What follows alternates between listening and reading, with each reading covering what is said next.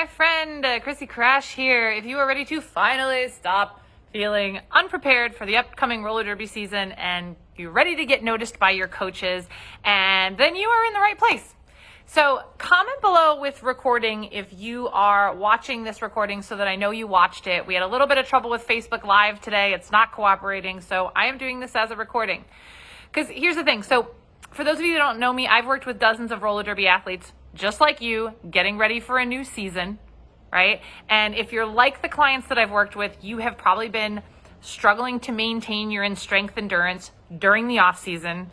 Maybe you're feeling like really nervous and unsure about how to effectively train without having regularly scheduled practices.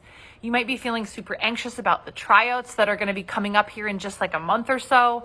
And you're maybe unsure of what your coaches are looking for, right? And so what happens is a lot of times we get lost in this like vast amount of training knowledge that's out there, and we don't actually know what really works for us as roller derby athletes. And it goes a little bit deeper, right? It's deeper than just feeling out of shape in the off season, because you know that if you don't fix this now, then you risk falling behind all of your teammates as you roll into the 2025 season, which means missing out on roster spots and then letting your 2025 dreams slowly slip away because you've missed those tryouts and you've missed kicking ass. So what else is this affecting, right? Because it doesn't just affect what happens on the track. It affects your confidence. It affects your performance. It affects how you really see yourself as a human. And so it's important that you understand that your chance to shine during tryouts and to prove you deserve to be on that team is going to impact so much more about your entire life and how you take on 2025. So here's what I don't want for you. I don't want you to walk into tryouts feeling unprepared, right?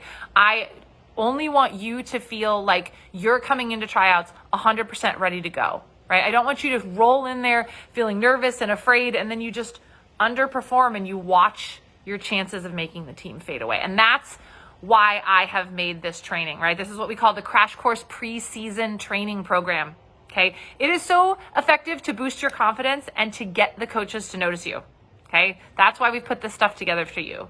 Now, for those of you who don't know me, hi, I'm Chrissy Crash. I have been playing roller derby since 2006. I am a certified personal trainer, a fitness nutrition specialist. I have played bank track. I have played flat track. I have played in WFTDA champs. I have won bank track championships.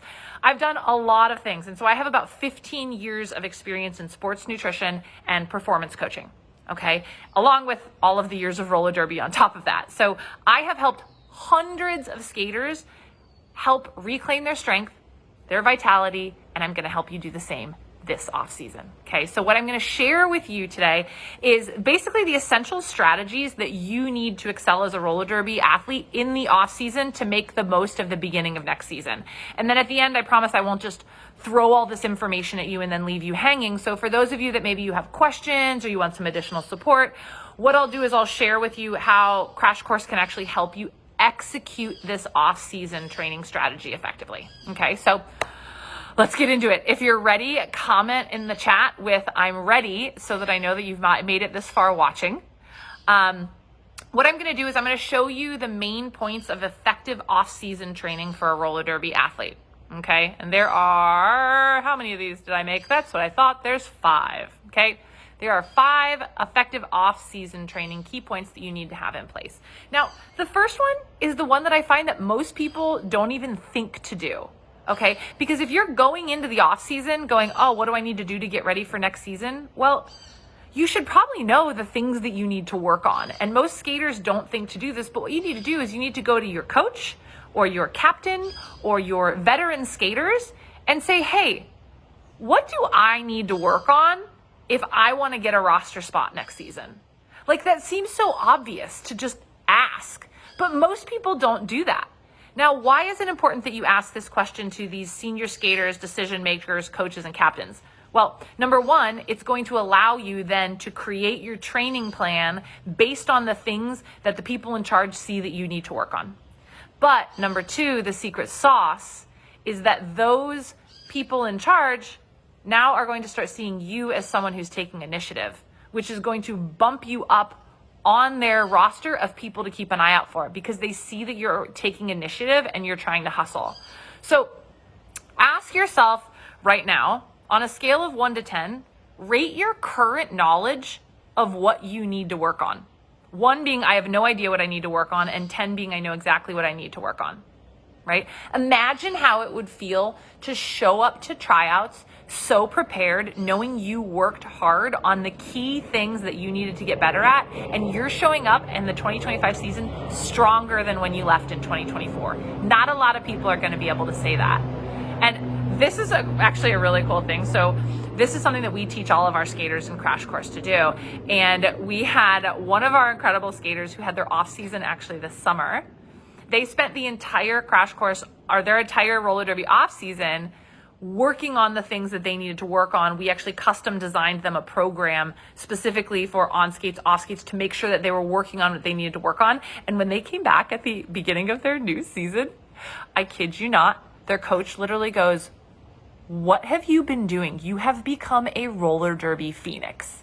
So I just want you to just in your body imagine that. Imagine coming in the 2025 season after using what I'm going to teach you today and having people be like, "Holy crap, dude, what have you been doing?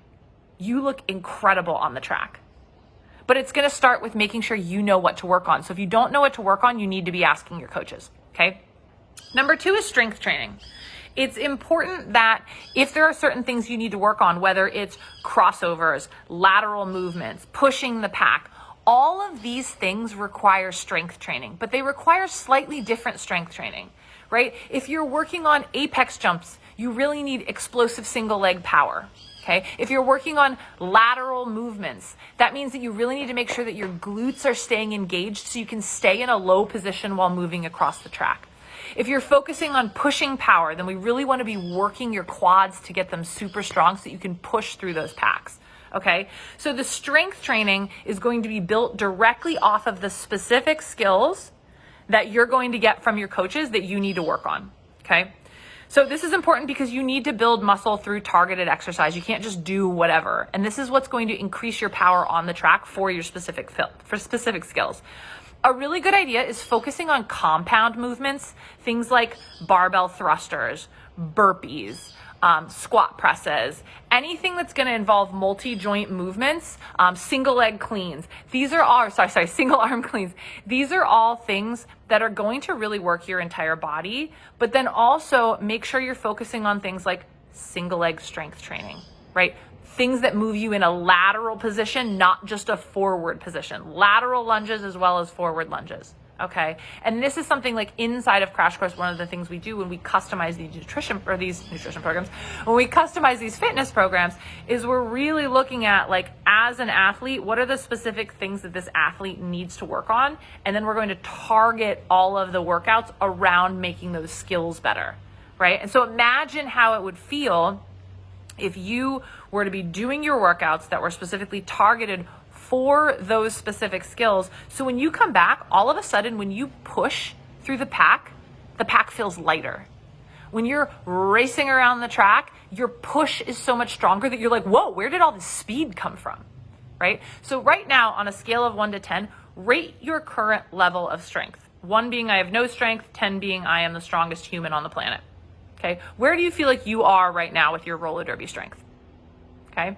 Number 3, the third piece of this is endurance conditioning. Okay. You want to be doing cardio workouts that are specifically tailored for derby. And I'm going to give you a secret shortcut. If you take your strength training workouts and you work out with less rest time in between, your strength training workouts often become cardio workouts. So I'm not one that's really going to be like, you should go run on the treadmill for an hour and a half. I don't really think that's going to make you better at roller derby. But I would say, yeah, definitely do some strength training and some circuit training. Or for me, one of my favorites, I love sprinting on the stair climber because it mimics roller derby, right? It mimics doing those big, heavy pushes, but you're doing it in a cardiovascular way. Okay. So this is what's going to enhance your stamina for long bouts. So if your bouts are an hour, then having workouts that are about an hour is a really good idea. If you're just getting started, do workouts that are 30 minutes, but notice that over time you want to increase those, that you're increasing your cardiovascular activity and your cardiovascular training so that your endurance is getting better. So at the end of the game, you're no longer tired. This is something I hear from countless skaters that we work with, that by the end of their first 16 weeks in Crash Course, they say 2 things. 1, they can skate back-to-back jams because we've gotten their endurance so much better, or 2, that they've actually been able to play multiple games in the same day because their body felt so good. Okay, so think about how it would feel if it's the last couple of minutes of tryouts. Everyone around you looks exhausted, but there you are, ready to go in the next jam. Put me in, coach. Imagine you're sitting there going, put me in, coach, and the coach looks and they're like, isn't that skater that was asking me what they should be working on? Wow, and they're just so energized at the end of this practice, right? So right now, on a scale of 1 to 10, rate your endurance. How's your conditioning? 1 being I have 0 endurance, and 10 being my endurance is incredible. Okay, post it in the chat. I want to hear it. Number 4, skill development. All right, so once we're building up our endurance and we're building up our strength, this now has to translate into any of these skills. Now, you might be like, well, Chrissy Crash, I'm like a high-level skater. My skills are awesome. Well, great, but are your skills awesome at speed? If you're a newer skater, I want you practicing skating techniques specifically and doing them with really, really great form. Okay, now as you get to be a better skater, that form becomes just ingrained in who you are. This is what we call unconscious competence, meaning you can do this stuff in your sleep without thinking about it. But the question is, as a more advanced skater, can you do this stuff at speed? Great, you can hockey stop when they're testing your skills, but can you hockey stop when you're coming around the track, coming in hot on a pack and you need to change direction? I'm willing to bet that there is a level of speed at which you lose control with most of your skills. And that's what you need to work on as a more advanced player, okay? So really imagine which skills it is that you need to specifically work on, okay? Think about those skills, write them down. Go ask your coaches what you need to work on, write those down, okay? And then just literally take 2 days a week, maybe go to the roller rink with your friends, right? Find a basketball court somewhere. Whatever you need to do them in your garage, maybe not at speed, but do them in your garage. Start to work on nailing down some of these tricky skills so that when you get to tryouts, your confidence level is so much higher, okay? So on a scale of 1 to 10, I want you to rate yourself, and you could do this on a specific skill like hockey stops at speed, or you could do this on all of sort of your overall skating skills in general. On a scale of 1 to 10, what's your confidence in your ability to use your skating skills at the level you need to pass your tryouts this year or pass your assessments this year? Scale of 1 to 10. Put it in the chat. And then the final piece is mindset development, okay? Mindset development is such a key part of being an athlete because if you have all the skills in the world but you don't see yourself as a winner, you're going to blow it in those important moments on the track. You're going to hesitate when you need to be going for it, okay? And so what's important is that as athletes, we need to understand that we need to use our imagination for good and not for evil, okay? For winning, not for losing. And what that means is as an athlete, think about it. When you have a stressful tryout coming up, are you imagining that you're going to fail? Are you imagining tripping yourself up? Are you imagining everyone going faster than you? Or are you imagining executing those skills perfectly? Are you imagining being the first one out of the pack? Are you imagining making that key block that knocks the jammer out? Because here's the thing, that they have done research on this. Literally, it has been proven that performing something in your mind is almost as almost as powerful as performing it in real life. So when you are imagining failure, you're literally doing reps of doing that thing the wrong way. But when you're imagining being successful at those hockey stops at speed, at those big transitions, whatever it is, you're actually practicing them, but just using your brain. Okay, so understand that you need to do reps of doing this stuff successfully, whichever pieces you need to work on, okay? Whether that's specific skills or whether that's something like getting stuck behind the pack and then getting that extra little boost of energy to push through. Because if in your head, you're going, oh, every time I hit the pack, I'm going to get really frustrated and I'm not going to get out. Then when you actually hit the pack, you're going to go, oh, this is frustrating. I'm not going to get out. Whereas if you've been mentally preparing yourself that when you hit the pack, you take a big deep breath and you go for it, then what happens is that becomes familiar to you. And so when you hit the pack in real life, your brain clicks on and goes, okay, take a deep breath, go for it.